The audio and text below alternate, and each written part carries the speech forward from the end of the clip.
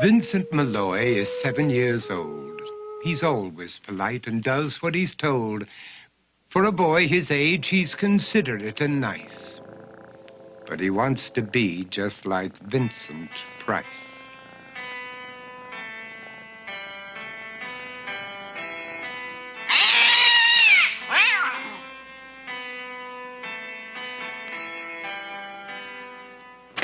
He doesn't mind living with his sister, dog, and cats, though he'd rather share a home with spiders and bats.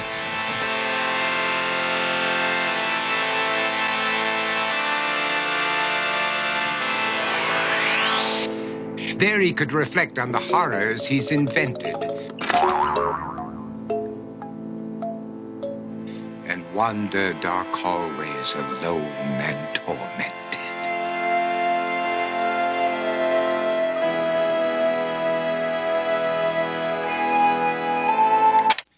Vincent is nice when his aunt comes to see him, but imagines dipping her in wax for his wax museum.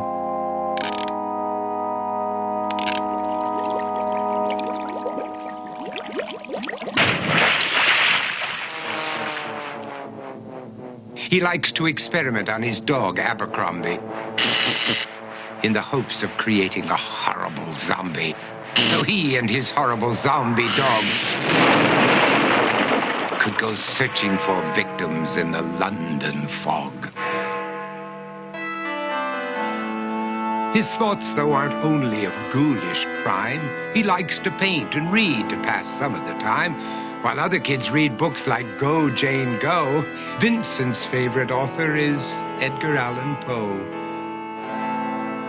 One night, while reading a gruesome tale, he read a passage that made him turn pale. Such horrible news he could not survive, for his beautiful wife had been buried alive. He dug out her grave to make sure she was dead, unaware that her grave was his mother's flower bed. His mother sent Vincent off to his room.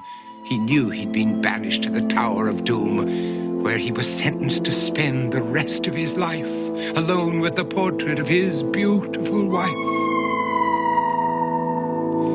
While alone and insane, encased in his tomb, Vincent's mother burst suddenly into the room. She said, "If you want to, you can go out and play. It's sunny outside and a beautiful day."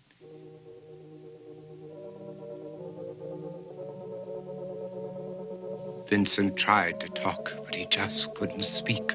The years of isolation had made him quite weak. So he took out some paper and scrawled with a pen, "I am possessed by this house and can never leave it again." His mother said, "You're not possessed and you're not almost dead. These games that you play are all in your head. You're not Vincent Price, you're Vincent Malloy. You're not tormented or insane, you're just a young boy. You're 7 years old and you are my son. I want you to get outside and have some real fun." Her anger now spent, she walked out through the hall. And while Vincent backed slowly against the wall, the room started to sway, to shiver and creak. His horrid insanity had reached its peak. He saw Abercrombie, his zombie slave, and heard his wife call from beyond the grave. She spoke from her coffin and made ghoulish demands, while through cracking walls reached skeleton hands.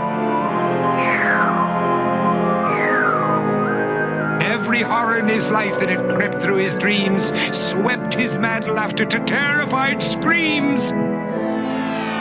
To escape the madness, he reached for the door, but fell limp and lifeless down on the floor. His voice was soft and very slow as he quoted The Raven from Edgar Allan Poe.